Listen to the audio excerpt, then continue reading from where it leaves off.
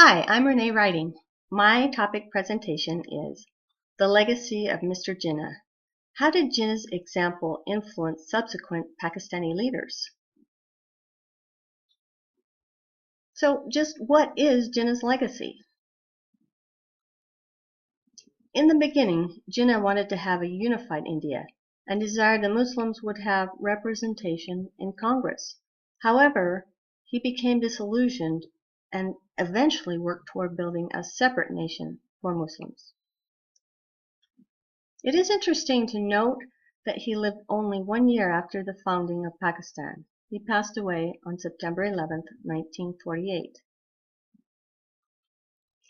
Even though he wanted a separate state for Muslims, he stated in his first presidential address to the Constituent Assembly of Pakistan in 1947, "You are free.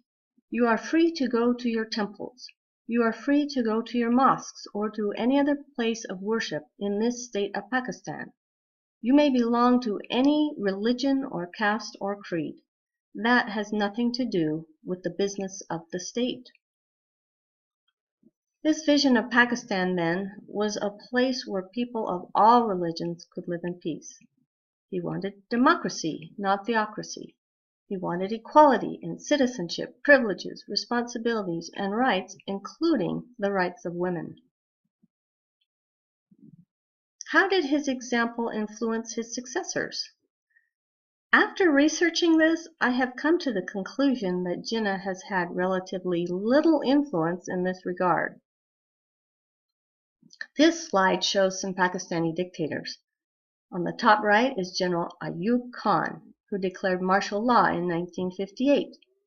On the bottom right is General Muhammad Yahya Khan, who took over in 1969. On the top left is General Zia-ul-Haq, who took over in a military coup in 1977. On the bottom left is General Pervez Musharraf, who took over in a military coup in 1999. Over the years, there have been a series of military coups and dictatorships. In fact, in the 60 years that Pakistan has existed, half of that time the country has been under the leadership of a dictator.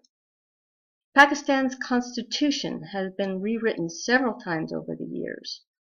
I do not believe this is what Mr. Jinnah had envisioned for Pakistan. Even though the government was set up in a democratic system similar to ours with an executive, judicial, and legislative branch, much of Pakistan's history is filled with turbulence and strife. Perhaps his influence was more evident for the presidents and prime ministers that were actually elected democratically. One example would be Zulfikar Ali Bhutto. He was an internationalist and secularist.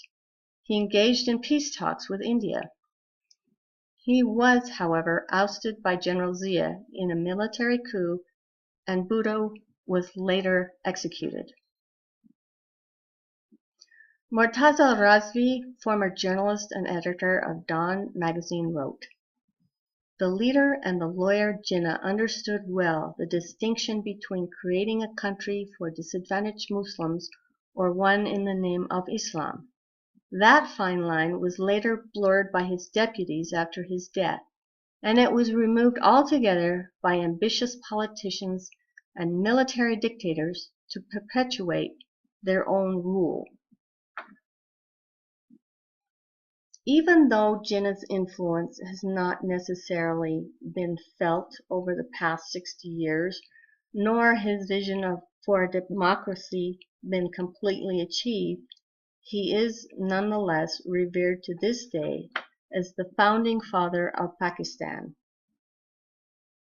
Whatever the case may be, author Daniel Wolpert wrote, "Few individuals significantly alter the course of history. Fewer still modify the map of the world. Hardly anyone can be credited for creating a nation state.